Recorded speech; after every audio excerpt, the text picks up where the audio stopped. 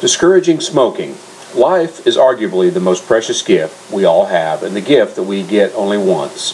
The realization drives our desire to improve the world and bring positive social change so that everyone can savor the beautiful things life has to offer. But we also know that despite being the most intelligent creature on earth, human beings do not always make rational decisions and often show poor judgment in terms of risk and benefits. If it were not true, we would not have many lives being wasted through reckless behaviors such as drug addictions, texting while driving. But one social issue that has been proven extremely difficult to tackle is smoking.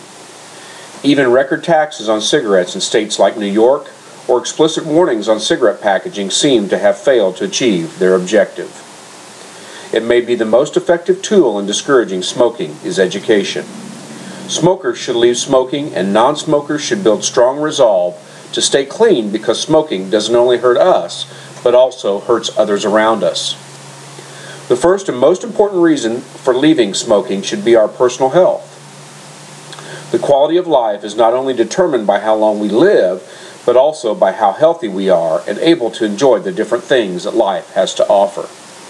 Smoking is the leading contributor to several medical conditions including heart disease, stroke, chronic lung cancer, mouth cancer, and kidney cancer.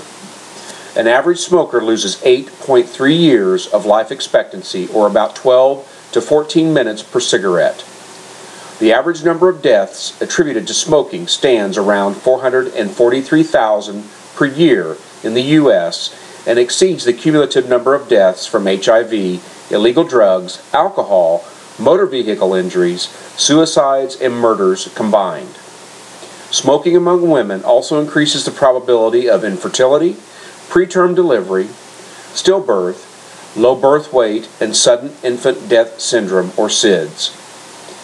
Given the frequency of health issues caused by smoking, it is bewildering that a significant proportion of the U.S. population still smokes. Certain laws exist to prevent other citizens from the negative consequences of risky choices made by certain irresponsible individuals. The examples include law against driving under the influence and speed zones to prevent irresponsible driving behaviors near schools. The same logic should also convince us to give up or stay away from smoking because we do not only hurt ourselves but also others. By staying away from smoking, we may reduce the probability of our children or friends picking up smoking habits. Moreover, even if people close to us may not be smokers, they would still pay the price of our habit due to exposure to secondhand smoking. A report by the U.S. Surgeon General found almost half of non-smoking Americans are exposed to secondhand smoke, while the American Lung Association claims that more than 70,000 heart disease deaths and 3,400 lung cancer deaths occur in the United States due to secondhand smoke. The Society of Actuaries puts the economic cost of secondhand smoke in the U.S. at nearly $10 billion annually. Even though the logic behind laws such as prohibition on driving under the influence dictate that smoking should be banned too. But if the law has been slow to enforce positive social change, that is no excuse for us to not take action. Today we live in America that is substantially better than the America 3 to 4 decades ago, and our parents lived in America that was substantially better than that of the 1920s or so.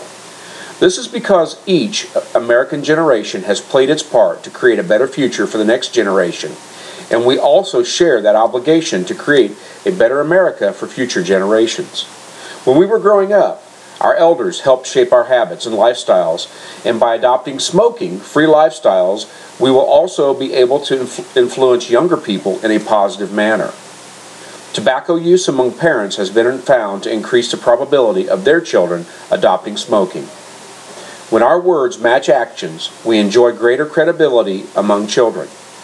We have great opportunity now to create a culture where smoking is a social stigma because public awareness has been growing. Even if we have been smoking for years, it should not discourage us from giving up on smoking.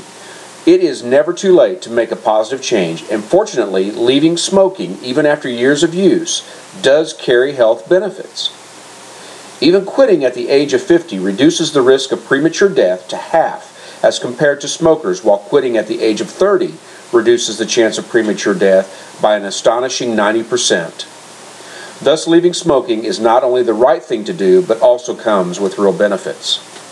Some people may argue that smoking is a lifestyle, and lifestyle choices cannot always be made on the basis of risk-benefit analysis. They also may argue that smoking may carry health risks, but it also offers them certain benefits, such as helping them deal with stress and make them feel relaxed. They may also argue that smoking is a common habit among friends, and not being a smoker will make them feel out of place. The argument that lifestyle choices cannot always be made on the basis of risk-benefit analysis is flawed. One can choose to ignore the risk-benefits analysis, but that doesn't change the reality that even lifestyle choices should be subject to risk-benefit. One could argue street racing is also a lifestyle, but the law enforcement agencies try to prevent episodes of street racing because the risks outweigh the benefits, such as the thrill of speed. Smoking may offer benefits such as dealing with stress, but these benefits are only temporary. Drugs, such as cocaine, also provide similar benefits, but the temporary benefits cannot be justified by the huge costs they impose on one's health and on society. It may also be true that social pressure sometimes encourages one to smoke, but a better alternative is to choose our company wisely. One cannot underestimate the influence of the company he keeps, and moreover, true friends do not force others to do things against their will or comply with group norms. We should stay away from smoking and give it up if we already engage in smoking, because we will not only be doing a service to ourselves but also to those close to us. We have a responsibility to build a better future for the next generations, and we should take advantage of the growing public awareness to create an environment where smoking is a social stigma. Smoking may offer temporary benefits, but they pale in comparison to the huge financial and health costs smoking imposes on oneself and the society. Thank you.